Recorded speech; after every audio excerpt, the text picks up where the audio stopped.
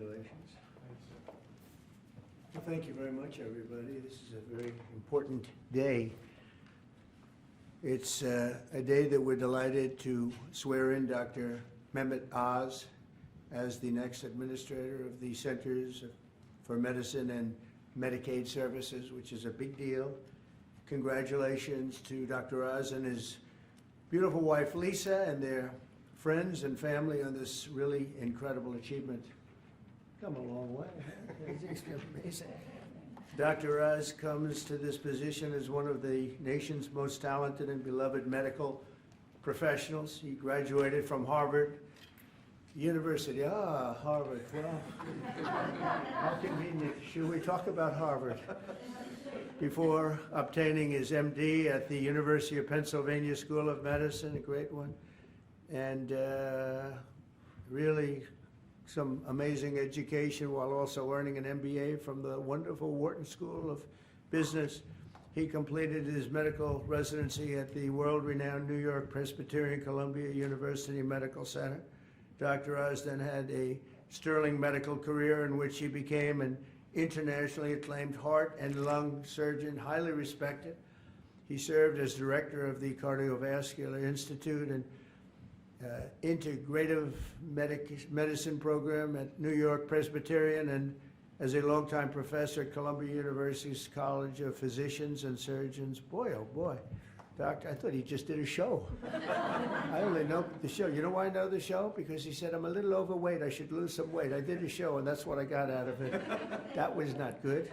But I'm looking at all of this other. This is very impressive. Dr. Oz authored more than 400 contributions to academic and scientific publications and holds several patents for technologies that revolutionize cardiovascular surgery. And Dr. Oz later translated his experience into an extraordinarily successful television career, making him one of the most trusted voices on healthcare. And he also got very high ratings, I can tell you that.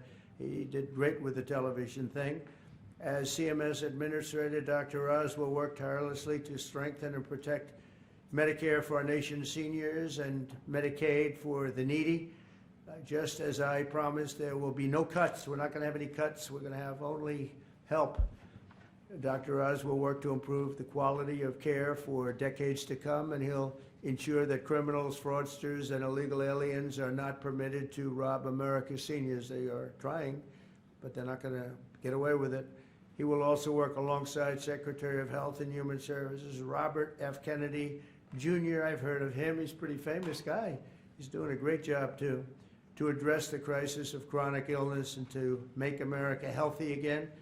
So I want to just thank Dr. Oz, and because this is a big commitment he's making. He has a lot of options, and this is a big, big commitment. And I want to congratulate you and your family on really an amazing life, and I think this is going to be by far the most important part of an already incredible life. So thank you very much. God bless you. Congratulations, it's amazing. Congratulations. Wow, what a job, huh? Yeah. Are you ready, Bobby? Sure. Let's do it. You put your hand on the Bible, your left hand, and raise your right hand. And repeat after me. I, Mehmet Oz, do solemnly swear I, Mehmet Oz, do solemnly swear that I will support and defend the Constitution of the United States that I will support and defend the Constitution of the United States against all enemies, foreign and domestic, against all enemies, foreign and domestic, that I will bear true faith and allegiance to the same, that I will bear true faith and allegiance to the same, that I take this obligation freely that I take this obligation freely, without any mental reservation without any mental reservation or purpose of evasion, or purpose of evasion, and that I will well and faithfully and that I will well and faithfully discharge the duties of the office on which I am about to enter. discharge the duties of the office upon I'm about to enter. So help me God. So help me God. God bless you. Congratulations. Thank you, brother.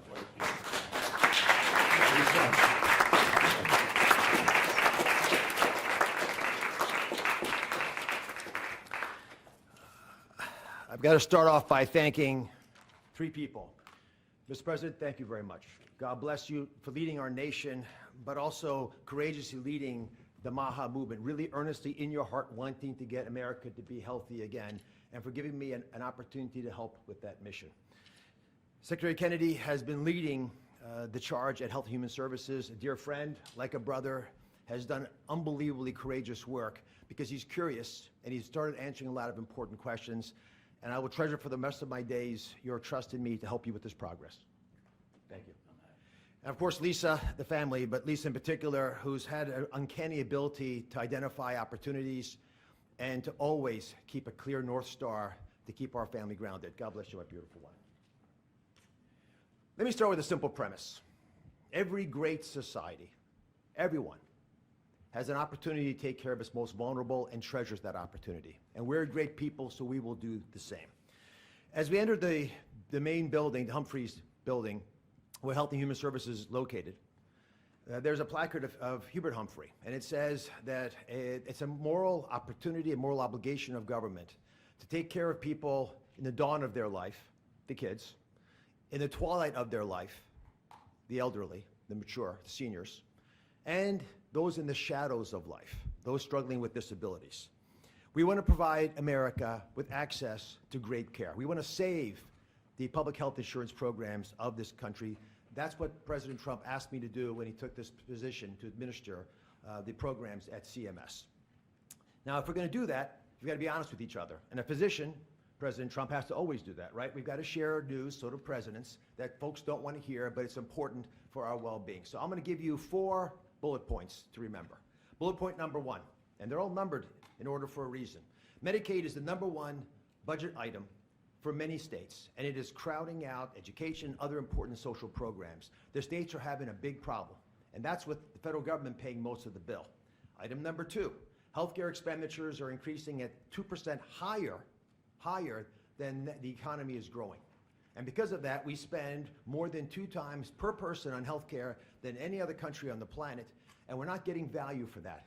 Because number 3 is that we are, in America, experiencing an unfortunate problem, which is medical errors are the number 3 cause of death. Did you know that, Mr. President? It's surprising, with that much money invested, we're still having problems. And number 4, our life expectancy, despite all this investment, is continuing to slip back. We're now more than 4 years shorter in our life expectancy than countries that we used to be equal to. But I am optimistic. Why? Because we control our destiny. Because at its very core, we have a generational opportunity, a unique ability to save the healthcare system because we control all the big pieces. America is too great for small dreams. So I've got some big ideas that I'd like to share that we've worked through with my staff who are cordoned off over there, and there's a lot of us. We've got almost more than 6,000 people at CMS working on this and 40,000 contractors helping. So we've got a lot of people. What are we going to do? First, we're going to reduce chronic disease. How do you do that? 70% of the healthcare expenditures of this country are driven by chronic disease. And it is your patriotic duty, I'll say it again, the patriotic duty of all Americans to take care of themselves, because it's important for serving in the military, but it's also important because healthy people don't consume healthcare resources. The best way to reduce drug spending is to use less drugs because you don't need them because you're healthy. And it feels a lot better as well.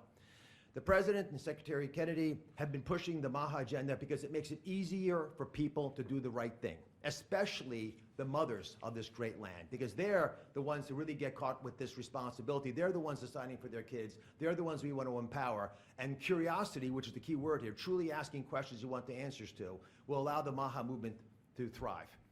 The next big thing we want to focus on is modernizing Medicare and Medicaid.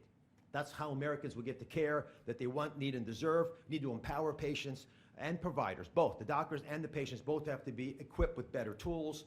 And the President is showing that he actually does love and cherish Medicare with all these executive orders, like the one on transparency, sir, that really helps us by making sure people are equipped with information. So you shine a light in the dark shadows where so much of the problems happen with the healthcare system. And remember, the most expensive care is bad quality care. That's what we want to stamp out. And finally, we want to crush fraud, waste, and abuse.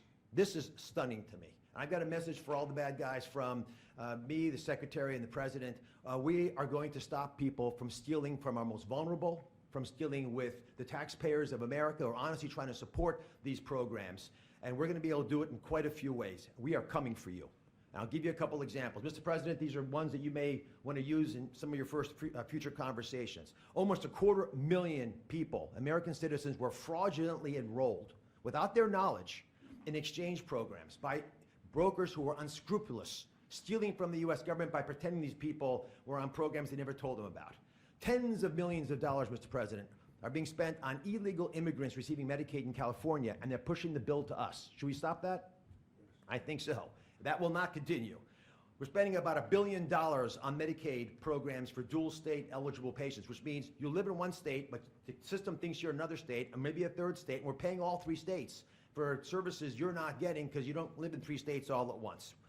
And finally, and this one really bothers me, there are states who are using Medicaid dollars for people who are vulnerable are being used for non-medical purposes. For example, public labor unions are getting child care through some of this money. That doesn't make sense to me. Housekeeping, I wish I could get that for my home. There's a big problem with student loan repayments taking place with Medicaid dollars. That's not where it should be used. And we are paying for DEI programs. I could go on, but these are all programs, Mr. President, that we have created a war room at CMS to go after, to catch the fraud in real time before the money leaves the federal coffers, so we have the money to reinvest in healthcare to make it even stronger than it's been before. Together, we're going to make the care better. We're going to make the outcomes improve, and we're going to make sure that America can actually be the healthiest country that could ever possibly be. We'll make America healthy again. God bless you both, sir.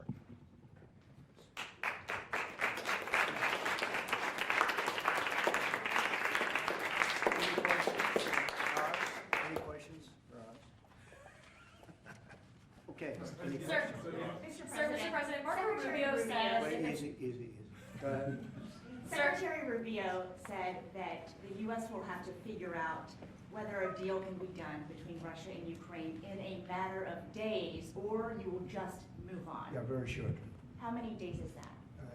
No specific number of days, but quickly, we want to get it done. We're talking about here, people dying. We're talking about over there, people are dying also, like on average 2,500 young people, soldiers.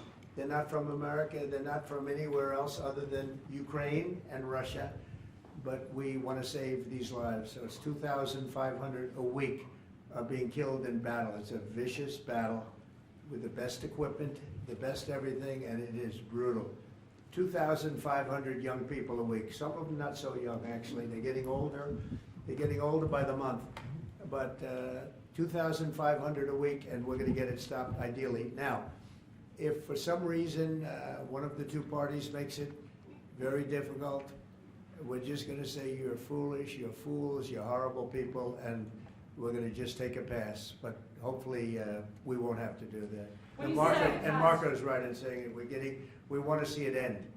Think of it. Every day, a lot of people are being killed, as we talk about, as they play games. So we're not gonna take that, and we'll see. I think we have a good chance of solving the problem, however. Yeah. What are you prepared to walk away completely from these efforts and these talks? Well, I don't want to say that, but we want to see it end. We want to see it end, yeah. Is Vladimir Putin stalling, in your view, Mr. President? I hope not. I'm going to let you know about that soon if he is, but I hope not. He's got a big force out there, big force. It's a war that should have never happened. It would have never happened if I was president. That's a war, and it didn't happen for 4 years. That's a war that should have never happened. October 7th, Israel would have never happened. Iran was broke, and now we'll see what happens with Iran. We have a lot of them out there. We have a lot of things that we're working on right now that shouldn't have happened. None of it. Ukraine would have never happened with Russia. October 7th would have never happened, so you wouldn't have had all the problems in the Middle East. The Afghanistan embarrassment, probably the most embarrassing day in the history of our country, would have never happened. Inflation would have never happened. By the way, prices are down. Groceries are down. Eggs, which you hit me so hard, I'll never forget the first week in office, they were screaming at me about eggs. I said, what's going on with eggs? They were doubling and tripling. I said, I just got here. They were up like double, triple, and you couldn't get any. They said, you won't have eggs for Easter. Well, you can have all the eggs you want. I'll tell you, Brooke Rollins, Secretary of Agriculture, did a great job. And the egg prices are down 87%. But nobody talks about that. You can have all the eggs you want. We have too many eggs. In fact, if anything, the prices are getting too low. Mr. President, President, on Iran. So I just want to let you know, prices are down. Gasoline yesterday in 3 states hit $1.98 a gallon. And it looks like it's at a level that it hasn't seen since my days, my 4 years. So it's about I'd say maybe, I think we're going to be averaging $2.25 very soon. So I just want to let you know, though, because I keep hearing about prices and inflation. Prices are coming down, not going up. Only the fake news says they're going up. The only thing that's even are interest rates. And if we had a Fed chairman that understood what he was doing, interest rates would be coming down too. He should bring them down. Yeah, please. Mr. President, what do you need to see from both sides in order to keep negotiations going? What do you want to see from Russia and Ukraine? I have to see, my whole life has been one big negotiation, and I know when people are playing us, and I know when they're not, and I have to see an enthusiasm to want to end it. And I think I see that enthusiasm. I think I see it from both sides. Do you think Russia's But you're playing going to you? know soon. Do you think Russia's playing you? No, nobody's playing me. I'm trying to help. You know, this was Biden's war, by the way. By me getting involved, you know, they'll say, oh, it's Trump. This is not Trump's war. This is Biden. This is a war that should have never happened. Okay? Think of it. Those cities are crushed and crashed, and all those beautiful steeples, the most beautiful in the world, actually considered the most beautiful in the world, most of them are now smashed to smithereens, as they say, and lying on the ground in a million pieces. Those towns are crushed, the whole place. It's so horrible. And millions of people are dead, far more than you think. That's one thing you're going to get out of this war. You're going to find out that your estimates are far lower than, it's far worse than people think. Nobody's playing anybody. We are going to see if we can get it done. I think we have a really good chance of getting it done, and it's coming to a head right now. If you And do on Iran, decide and on Iran, do you to think- support would you- Ukraine militarily, Say if you do decide to move on or take a pass, Mr. President, would you then continue to support Ukraine Well, militarily? I'm not going to say that because I think we're going to get it done. On Iran, the IRS is having Iran. There's a group of Venezuelan men down in Texas who have been alerted that they are soon going to be deported under the Alien Enemies Act. Have you authorized that operation, I and don't know where are they about going the to go? group you're talking about, but if they're bad people, I would certainly authorize it, yeah. You know, I won an election in a landslide. We won all 7 swing states. We won by millions of votes. We won 2,750 districts to 505 districts. 2,750 to 505. That's why the map, when you look at it, is all red. And one of the biggest reason, I think the biggest single reason, actually, I'd like to say it's because of this, because I think they're going to come up with things that are incredible, but probably the biggest reason was because of the border and because of illegal immigration. And the people of this country want those people out. Because what Biden did, and I don't know if he did it, I'm not even sure he knows what the hell he was doing, but what his people did, representing him, was allow millions and millions of people from jails, from prisons all over the world, people from mental institutions and insane asylums, gang members, drug dealers, pouring into our place. And you know what? Our people voted for me to get them out. They want them out. They want them out. And we've done a hell of a job. And by the way, Ecuador and various places, but El Salvador, we've been helped by a lot of other states where they're helping us, actually. Because you couldn't, look, what this man was thinking when they allowed open borders and people to come in, if you look at Venezuela, their crime is down by 72%. You know why? They took all their criminals off the street. They took all their prisoners from jail. They took murders. 11,088 murderers were released into our country. Bad things are going to happen. Bad things. And we're getting them out. And that's why I was elected. A judge wasn't elected to do that. I was elected to do that. And we're doing it in record fashion. We have the safest border, the most secure border we've ever had. see the Declaration of Independence? You should all read that before you leave. That's the real deal.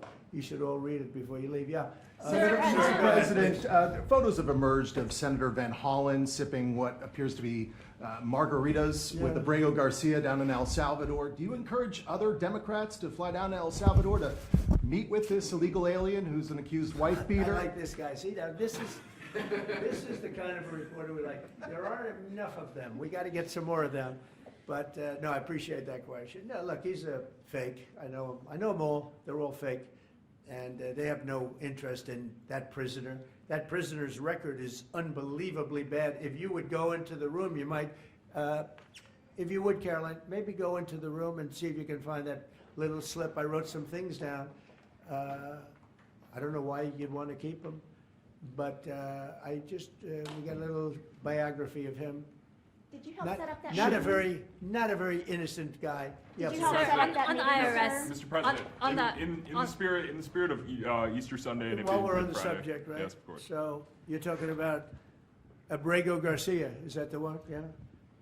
Is an illegal alien MS-13 gang member and foreign terrorist. This comes out of the State Department and very legitimate sources. I mean, I assume, I'm just giving you what they handed to me, but this was supposed to be certified stuff. In 2019, Garcia was issued a deportation order. 2 separate judges affirmed Garcia was a member of MS-13, which is a gang that may be even worse than Tren de Aragua. It may be worse. They kill people with knives because it's more painful. Very famous for the knifing and killing of 2 young 16-year-old girls walking to school one day, and they sliced them up into little pieces and killed them. That's MS-13.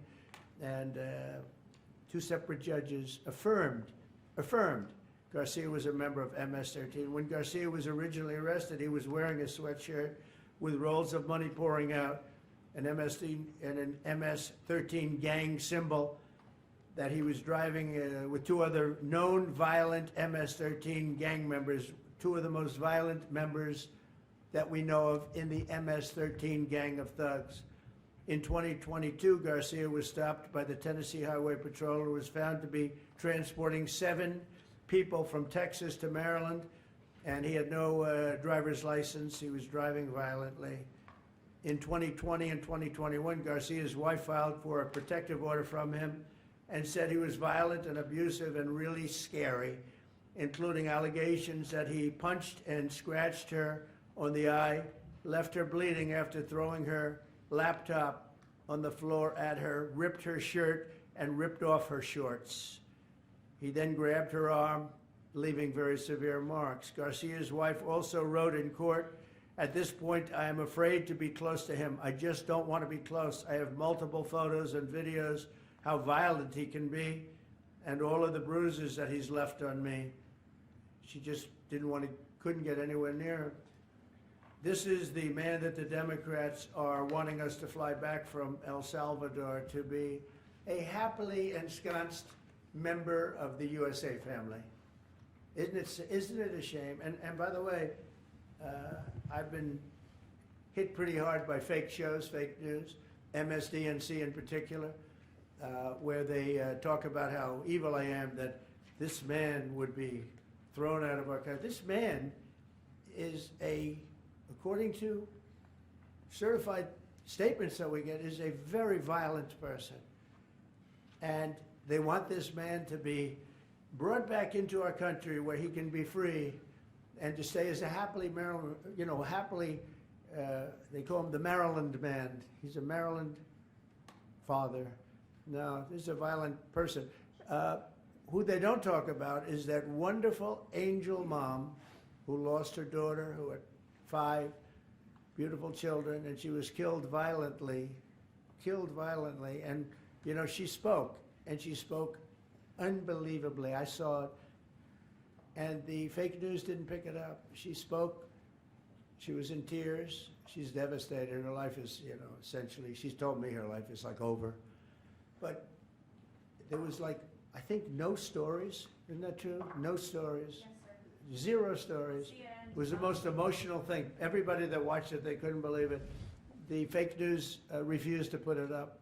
So it's very sad. And yet they talk about this guy like he's an angel. See the angel up there? They think he's like that, like a little angel. Do you Sir, encourage also, other Democrats would to you be- visit? Would you be open You to know, it has letting no Iran? impact, the way she, it's like, let it, no impact, it's just like unbalanced, would you do that? Go ahead, what I would do. Sir, on Iran, would you be open to letting Iran Say that. keep some kind of civil nuclear program? No Or would impact the entire whatsoever. program need to be dismantled? I'm for stopping Iran, very simply, from having a nuclear weapon. They can't have a nuclear So weapon. the I entire want program Iran dismantled? to be great and prosperous and terrific. I stopped them once they were broke and they didn't have any money for Hamas, they didn't have any money for Hezbollah. There wouldn't have been an October 7th disaster. They were broke, they had no money, and they weren't spending it to terrorist organizations because they had none. When Biden came in, he took all the sanctions off. China wasn't allowed to buy. I said, you buy, if you buy, because they're the biggest customer, I said, you buy 1 barrel of oil, just 1 barrel of oil from Iran, and you can't do business in the United States. And by the way, we have nice conversations going with China just to intercede, you know. It's like really very good. But Have you spoken with with Xi? with Iran, they can't have a nuclear weapon, and if they have a nuclear weapon, you'll all be very unhappy. You'll all be very unhappy. Have you 'cause spoken your with life, Xi? your life, Who is leading your those life trade will be in talks? great danger. Yeah. Mr. President. Yeah. Press out, Everybody out. Press. Leave, leave.